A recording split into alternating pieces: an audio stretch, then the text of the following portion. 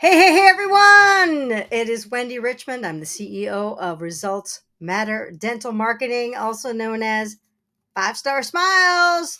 All right, so the day in the life of a world class dental marketing director. And today I wanted to just kind of give a quick little kind of an analogy when I talk with clients and we go through and look at all the things that they could be doing.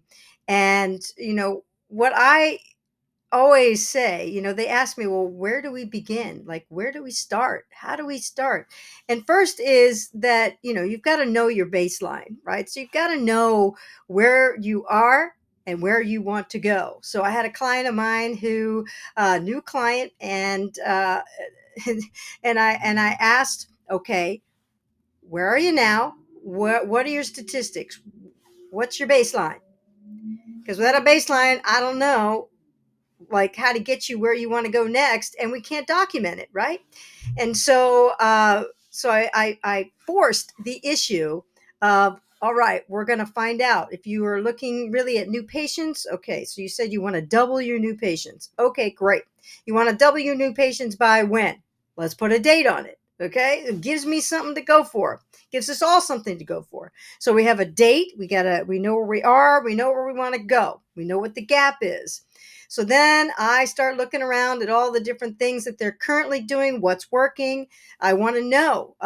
Now, the next thing is not just where we start, but where we start as far as like, are you actually asking for referral sources? And when new patients are coming into the practice, are you asking, like, how did you first hear about our practice? And then documenting it. One thing is to ask, but are you documenting it? And then once you document it, are you putting it into, like, I have simple spreadsheets. I'm about to keep it as simple as possible person. And so I have, simple spreadsheets where, okay, we know exactly how many coming in from Facebook, how many coming in from patient referrals, how many are coming in from Google Ads, how many are coming in from TikTok, how many are coming in from whatever, wherever you might get them, right? And so it's we did that, and I forced the issue that, okay, let's go back the full year, and I want to see exactly how many came in from what referral source, and we're going to start documenting it every single month. And I like every week because then I can keep on top of what's really happening when it comes to the new patient numbers. But that being said, do it at least monthly, right? And then fill out the spreadsheet so I know where we are. I can see trends as to what's happening with the different referral sources, right? And then if there are referral sources that actually we're getting really good, then we push some effort into that and we see how can we boost something that's already working, right? It's not about going to something that isn't working, not yet. What you do, what I have found works is that you like, what's the thing that's working and let's do more of it. Okay. Now, the other thing though is patient referrals are really huge, and yet so many practices do not focus on it.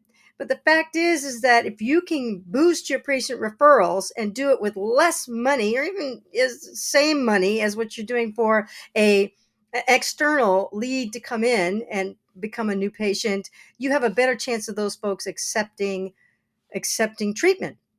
So we always look at what's your patient referrals. And then because I have one of my clients, they don't want to spend money on advertising, or a minimal amount on advertising. And because they get a lot of reviews, they get people now, because we've added chat and forums and all those other kinds of things to their website. So now organically they're getting more people. We're boosting their social media, we're boosting their Google business profile and all those kinds of things. And so those are like the least expensive ways to bring in new patients. And so it's great. So we now know the referral sources, how many coming in each month. We know where the baseline is. We know where we want to go, what's working, what isn't been working. And then we just start digging in to the things that are working. Okay. And so that's what I really, if you're going to take something from this particular video, it's like when you're looking to grow, okay, you got to know where you are. You got to know where you want to go. You got to know what's working, what's not working, right? So documenting all of those things. Once you document it, makes it so much easier to like, what do we focus on?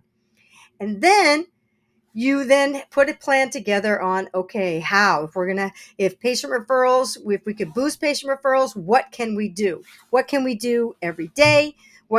Programs can we put together? What have other offices done that have worked for them? All those kinds of things are great ways to kind of get you started when it comes to upping and getting more new patients. And then just for those of you who are already doing that, if you're looking for like the next level, the advanced level, is to then go by the services, right? Is to write out and know how many, let's just say, if you do implants, how many implants do you get now every month?